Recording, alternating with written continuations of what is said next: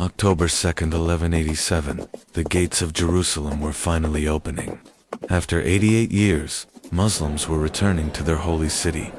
But what Saladin did next shocked the entire world. When the Crusaders had taken Jerusalem 88 years earlier, what had they done? They'd turned the streets into rivers of blood, massacring everyone, men, women, and children. Now it was Saladin's turn for revenge. His entire army was waiting, expecting the order. Now let's do the same to them. But Saladin's command stunned everyone. Touch no one. Those who wish to leave may depart safely. Those who stay will be protected. What kind of revenge was this? What kind of victory? This is where Saladin's greatness shines through. He wasn't just conquering a city, he was making history. Even his enemies were amazed. How can this man be so merciful? The story that begins with Jerusalem's conquest is actually the triumph of character, because the greatest conquests happen when you win the hearts of those you've defeated. Today I'll tell you this legendary story, those magnificent moments, showing that the power of mercy is greater than the power of the sword. Our story begins in 1137, in Tikrit. Little Yusuf ibn Ayyub, the child who would become Saladin, grew up listening to his father Naim al-Din Ab's stories. Naim al-Din was one of Zengi Atabeg's most trusted commanders, and constantly told his son one particular story, the loss of Jerusalem. My son Naim al-Din would say, "Do you know what the Crusaders did when they took Jerusalem in 1099? They slaughtered innocent people praying in the mosques. The streets remained soaked in blood for 3 days. 70,000 innocent people were killed, and now pork is being eaten in our holy city." Every time little Yusuf heard this story, his heart burned. "Father, why doesn't anyone do something?" "Because the Muslims are divided, my son. The Egyptian Fatimids and the Syrian Zengids are fighting each other. While we're busy with civil wars, the Crusaders are getting stronger." That little boy made a vow in his bed that night to retake Jerusalem. But it was just a dream, wasn't it? How could a small Kurdish boy accomplish such a great task? In 1146, when Yusuf was 9 years old, Zengi Atabeg was assassinated. His son Nur al-Din, Zengi came to power and brought Naim al-Din to his side. The family moved to Aleppo, where Yusuf began his real education. Nur al-Din Zengi was a different kind of leader. He too dreamed of Jerusalem, but he acted wisely. "First we must unite the Muslims, then confront the Crusaders," he would say. Young Yusuf learned politics, strategy, and diplomacy in Nur al-Din's court. But his most important lesson was something else: justice. Nur al-Din was a just ruler, and Yusuf was influenced by him. One day, 15-year-old Yusuf asked Nur al-Din, "My lord, when will we retake Jerusalem?" Nur al-Din smiled. "Patience, young Yusuf. First we must take Egypt. We must trap the Crusaders between 2 fires from Syria and from Egypt." That's when Yusuf understood. This wasn't just a military matter, it was strategic chess. In 1164, the life-changing opportunity came for 27-year-old Yusuf. Civil war had broken out in Egypt. The struggle between the Fatimid Caliph and vizier Shawar was drawing both Nur al-Din and the Crusaders to Egypt. Nur al-Din decided to send his uncle Shirkuh to Egypt, and Shirkuh took his nephew Yusuf with him. "This is your chance, my son," said Shirkuh.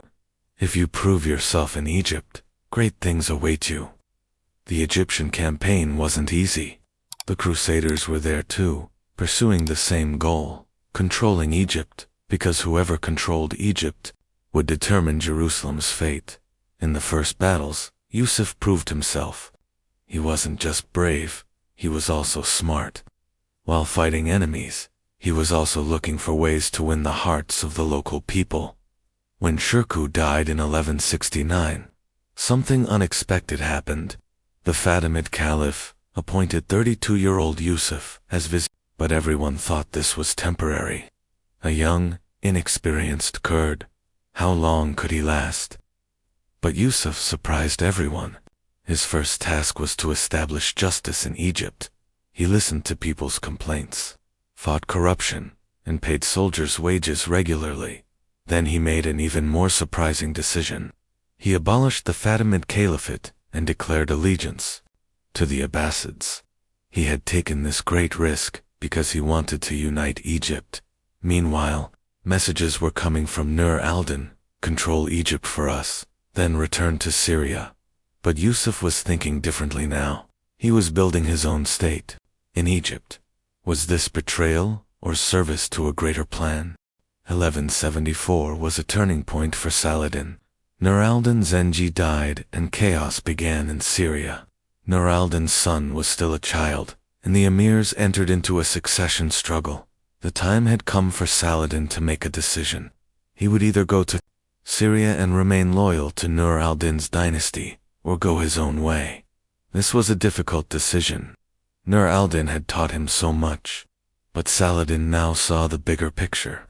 Sometimes great risks had to be taken for Muslim unity.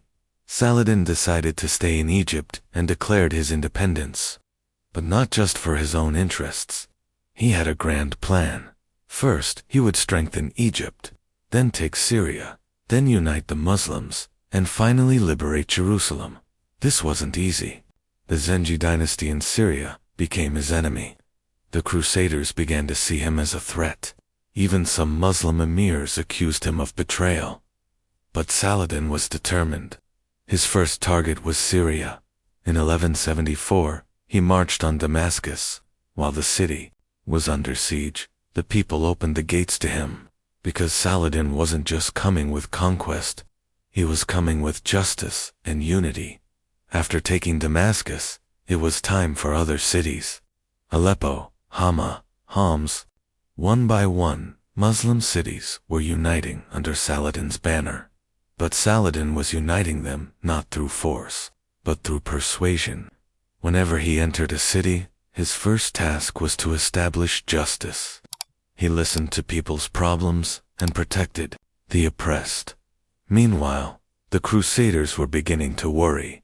The scattered Muslim emirates were coming together, and at their head was someone more dangerous than Nur al-Din, Saladin. By 1185, Saladin had brought a vast geography from Egypt to Mosul under his control, but his real target was still Jerusalem, and he had prepared a perfect plan for this. He had studied the Crusader states and identified their weaknesses. Their biggest problem was lack of unity. There was constant friction between the kingdom of Jerusalem, the Principality of Antioch, the county of Edessa, and the county of Tripoli. There were also personal conflicts. A power struggle was ongoing between King Guy de Lusignan and Raymond of Tripoli. This was an opportunity, but Saladin was patient. First, he was waiting for the perfect moment, and that moment came in the summer of 1187. A Crusader lord named Reynold de Chatillon was attacking trade caravans. This wasn't just banditry, it was also a violation of agreements. Saladin had the right to respond to this, but Saladin devised a more clever plan. Instead of attacking Reynold's castle at Kerak, he planned to draw the Crusaders into open terrain. He besieged Tiberias. This city was strategically very important, and the Crusaders would definitely come to rescue it. But the road to Tiberias passed through desert terrain, and Saladin was waiting for them there. On the morning of July 4th, 1187, in the plains of Hattin, a 30,000-strong Crusader army faced a 25,000-strong Muslim army. But before the battle began, Saladin addressed his soldiers. Today we're not just fighting for land. We're fighting for the honor of Islam, for the freedom of Jerusalem. God is with us. The Battle of Hattin wasn't just a military victory. It was a masterpiece of psychological warfare. Saladin had drawn the Crusaders exactly where he wanted them. The Crusader army was thirsty and exhausted. While marching to Tiberias through the desert, Saladin's light cavalry had constantly harassed them. They no longer had the strength to fight.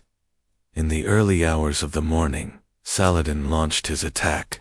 But this wasn't a conventional assault. First a rain of arrows, then light cavalry raids, followed by heavy cavalry charges. The Crusader army's greatest strength was its heavily armored knights, but Saladin managed to divide them.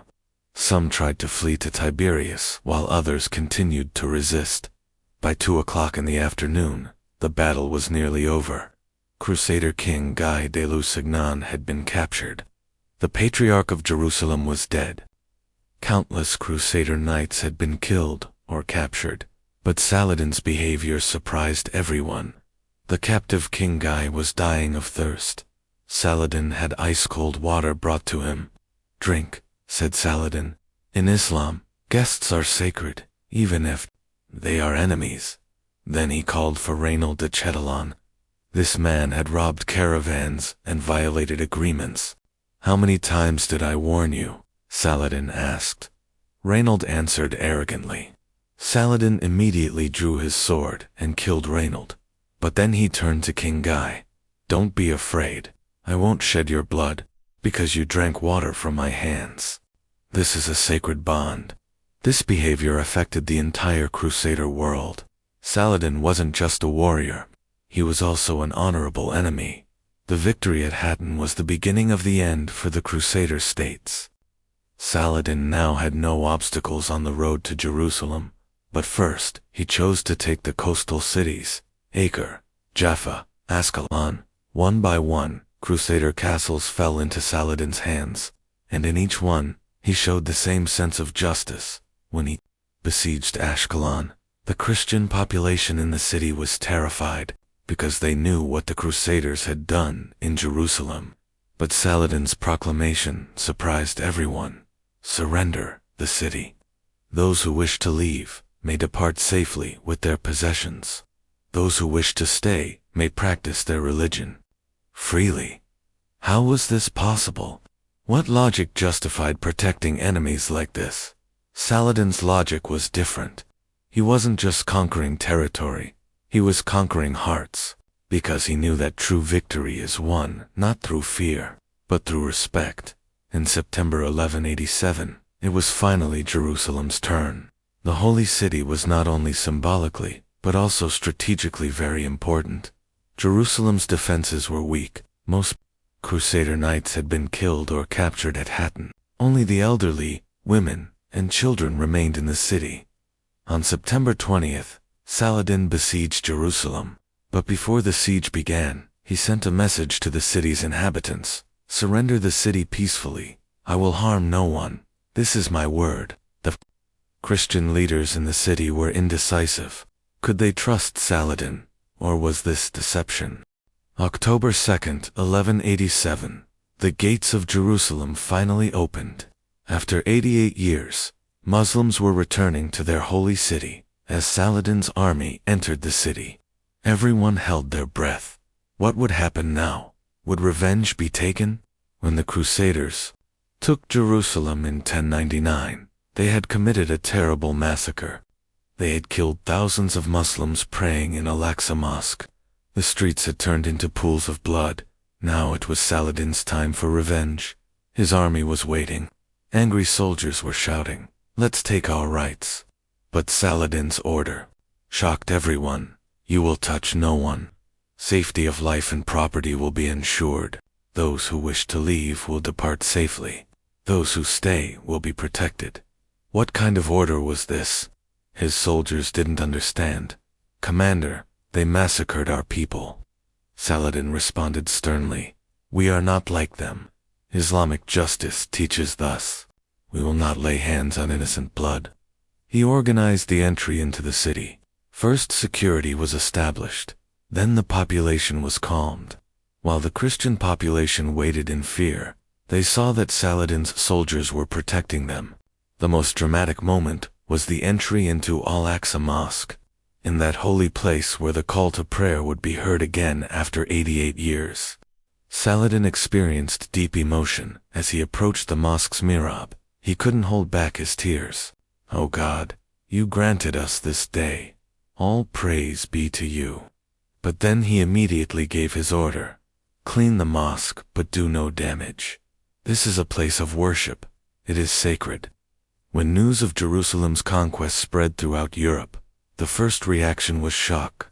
But then amazement began, because the expected massacre hadn't happened. Saladin had indeed kept his word. The Christian population had safely left the city, or stayed to continue practicing their religion. Pope Urban III was amazed. This man behaves more like a Christian than we do. Chroniclers in Europe couldn't hide their astonishment. Saladin is a just and merciful ruler.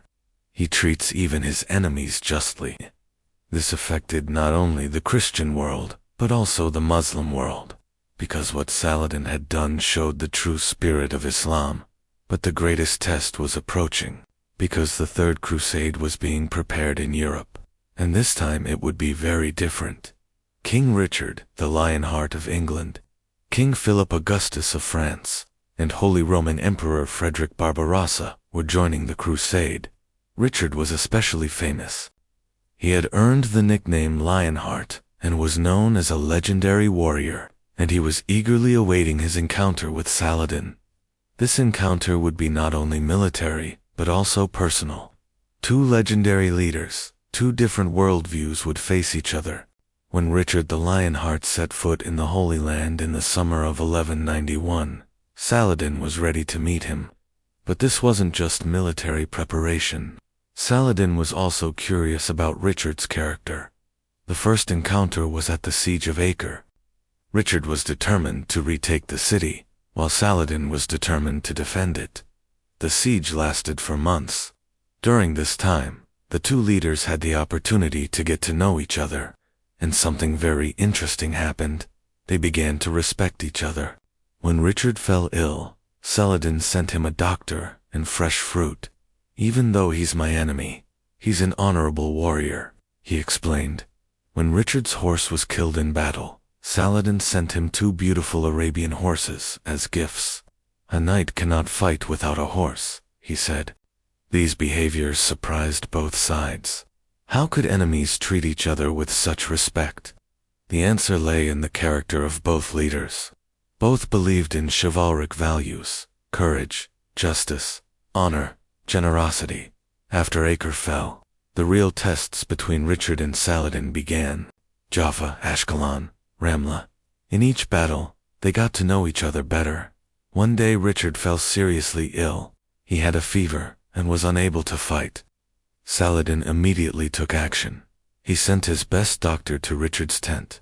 He also had ice brought for cooling treatments, and he prepared a nutrition program with fresh fruits. Richard's men were amazed. "Why is our enemy helping us?" Richard's response went down in history books, "Because he's a true knight, a better knight than me." The relationship between Saladin and Richard was so fascinating that even contemporary chroniclers had trouble understanding it. During the day they tried to kill each other. In the evening they praised each other. One day Richard sent an envoy to Saladin. "I want to meet with you." Saladin agreed, and the two leaders met near Ramla. What was discussed in this historic meeting? Richard was frank. "You are a very honorable enemy, Saladin. Fighting you is both difficult and honorable." Saladin smiled. "You too, Richard. But why are we fighting?" "For Jerusalem," said Richard. "It's sacred to us." "It's sacred to us too," Saladin replied. "But is war the only solution?" The two leaders talked for hours. They discussed everything from politics to religious debates, from war strategy to personal anecdotes. A very interesting proposal emerged from this meeting. Saladin said to Richard, "You have your sister Joanna. I have my brother Malik Adil. Let's marry them. Let Jerusalem be under joint rule." Richard found this idea very interesting. But unfortunately, the religious authorities in Europe opposed it. The war had to continue. But now this war was different. It was like a war between two friends against each other. The Battle of Arsef was the best example of this friendly enmity. Richard won, but didn't hesitate to praise Saladin. Saladin lost, but continued to praise Richard. By the summer of 1192, both sides were exhausted. The war was entering its 3rd year, and there was no clear winner. Richard had to return because of problems in England. Saladin was aging and experiencing health problems. But more importantly, both leaders truly wanted peace, because their mutual respect was greater than war. Peace negotiations began, and these negotiations were very different, because both sides trusted each other's word. The Treaty of Ramla was signed on September 2nd, 1192. According to the agreement, Jerusalem would remain with the Muslims, Christians could visit Jerusalem, the coastal strip would remain with the Crusaders. A 3-year truce would be established, but the most interesting clause of the agreement was different. Richard said he wanted to visit Jerusalem. Saladin personally invited him. "Come, be my guest. I'll show you around Jerusalem." But Richard didn't accept this invitation. His reason was very moving. "Since I couldn't take Jerusalem by force, I don't want to enter as a guest either. One day I'll return and take it honorably." This attitude deeply impressed Saladin. "This is the true spirit of knighthood," he said. "Richard is an honorable enemy." When the time came to part, the two leaders met one last time. This meeting ended with a conversation that would go down in history. Richard Saladin, fighting you was the most difficult, but most honorable experience of my life. Saladin, Richard, you're the bravest warrior I've ever seen in the world, but also my most honorable enemy. Richard, if Jerusalem had to be lost, I wouldn't want it lost to anyone but you. Saladin, and if anyone could take Jerusalem from us, it could only be you. The two leaders exchanged gifts. Richard gave Saladin an English sword. Saladin gifted Richard a Damascus dagger and an Arabian horse. These weren't just gifts. They were symbols of mutual respect. When Richard left the Holy Land, he left behind not only military achievement, but also a legacy of friendship. After Richard's departure, Saladin was relieved. Jerusalem was now safe, and the Crusader threat had passed. But he was tired. He had spent most of his 50-year life in war. He had realized his childhood dream of Jerusalem. Now it was time to rest. But Saladin wasn't resting. Now there was a new project, strengthening the state and expanding the justice system. When he returned to Damascus, his first task was to improve the education system. He opened madrasas, established libraries, and supported scholars. Then he focused on justice reforms. He established courts of justice in every city. He created systems to hear people's complaints. Saladin's justice had become legendary. Even the poor were judged equally with the sultan. There was no distinction between rich and poor. One day while walking in the streets of Damascus, an old woman approached him. "My sultan, my son was wrongfully killed, but no one gives justice." Saladin immediately stopped. "Tell me, grandmother, what happened?" The woman told her story. An emir's son had killed this woman's son, but wasn't punished because he was powerful. Saladin immediately gave his order. "Bring the emir's son. Justice will be served." This incident spread throughout the Islamic world. Saladin was just not only to his enemies, but also to his own people. In the winter of 1193, Saladin fell ill. Initially it wasn't considered serious, but his condition worsened. On his deathbed, his closest associates came to him. His last words went down in history. "What remains of my possessions?" he asked. His vizier replied, "My sultan, there are 47 silver dirhams and 1 gold dinar in the treasury. Nothing else." Saladin smiled. "Enough. Because true wealth is in the heart. I enriched my heart." As he breathed his last, he turned toward Jerusalem and said his final prayer. "O God, forgive this servant. I offered Jerusalem to your service." Saladin passed away on March 4th, 1193. But even his death was fitting to his character. People came from across the Islamic world for the funeral ceremony. But most surprising were the messages of mourning from the Christian world. Richard the Lionheart sent a message. "We have lost a great warrior, an even greater human being." Even the Pope sent a message. "Saladin was a just ruler. May we have such enemies as him." Saladin's tomb was built in Damascus. near the Umayyad Mosque, and the words written on his tombstone summarized his character. Here lies Saladin, who conquered the world, but with his heart. After Saladin died, he grew even greater, because the legacy he left wasn't just territory, but values. Saladin's stories began to be told in Europe, but these weren't enemy stories. They were stories of admiration. Honorable enemy, just sultan, merciful conqueror. Saladin became a positive figure in Europe. Some Christian saints were even compared to him. People began saying, "Be just like Saladin." In the Muslim world, Saladin became a legend. Every Muslim child wanted to be like Saladin. His justice, mercy, and courage were held up as examples. Be a leader like Saladin was considered the highest praise. Today, even 800 years later, Saladin's legacy lives on, because his values are universal values: justice, mercy, courage, honor. These aren't just medieval values, they're values needed in every era. Saladin's greatest lesson is this: true power lies not in the sword, but in character.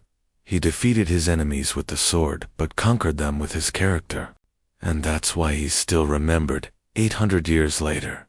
It's no coincidence that Saladin is cited as an example in books written about leadership today, because he showed what true leadership means. Having power is easy, but being just with power is difficult. Winning is easy, but being merciful after winning is difficult. Saladin achieved both. That's why he became a legend. Finally, let's end with the words Saladin said to Richard: "True victory is not defeating your enemy, but winning their respect." This was Saladin's secret. He didn't just win wars, he won hearts. And those who win hearts never lose. Saladin's story shows us that the greatest conquests are made with mercy. The most powerful weapon is justice, and the most lasting victories are won with character. A Kurdish boy who lived 800 years ago still teaches the whole world today: be strong, but be just. Win, but be merciful. Conquer, but be protective. This was the real Saladin, and this is why he became a legend.